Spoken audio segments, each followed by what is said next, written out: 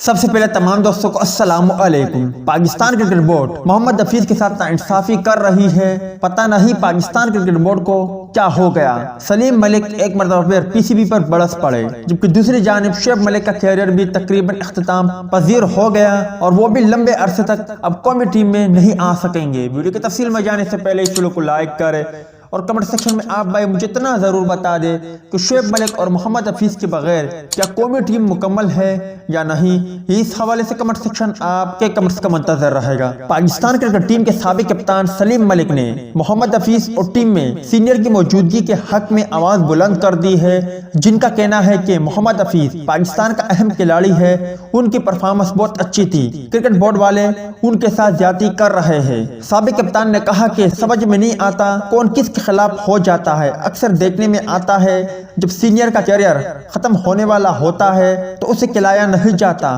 حالانکہ سینئر کا ٹیم میں ہونا بہت ضروری ہے اور ایک دم سے صرف جونیئر کو ہی ٹیم میں نہیں ڈالنا چاہیے۔ جبکہ دوسری جانب قومی ٹیم کے senior all rounder Shoaib Malik کو جنوبی افریقہ کے خلاف T20 سیریز کے لیے قومی اسکواڈ کا حصہ نہیں بنایا گیا اور یہ محسوس ہوتا ہے کہ ان کے لیے قومی ٹیم کے دروازے بدستور بند رہیں گے، کیونکہ پاکستان کرکٹ بورڈ پی سی بی کی چیف سلیکٹر محمد وسیم کا کہنا ہے کہ صرف سینئر ہی سلیکشن کا معیار نہیں ہونا چاہیے، بلکہ فارم اور ٹیم کی ضرورت کو دیکھتے ہوئے ہر پوزیشن کے لیے موزوں کھلاڑی کا انتخاب کیا جائے گا۔ مڈل آرڈر میں فی الحال شعیب ملک سے بہتر بیٹسمین نظر آ رہے ہیں۔ ٹیم کی ضرورت کے مطابق کھلاڑی کا انتخاب کرنا ہے۔ کسی بھی پوزیشن کے لیے موزوں کھلاڑی کو کردار کے مطابق ٹیم میں جگہ دیں گے۔ گزشتہ 2 سال کے دوران مڈل آرڈر میں کئی دیگر بیٹسمینوں کی کارکردگی اور ریکارڈ شعیب ملک سے بہتر ہے، اس میں کوئی شک نہیں کہ ان کے پاس تجربہ ہے، ورلڈ کپ سے قبل دیگر کھلاڑیوں کی آزمائش کریں گے۔ امید ہے دوستوں کہ آج کی ویڈیو بھی آپ کو پسند آئی ہوگی۔ ملتے ہیں کسی نیکسٹ ویڈیو میں، تب تک کے لیے اجازت دیجیے۔ اللہ حافظ۔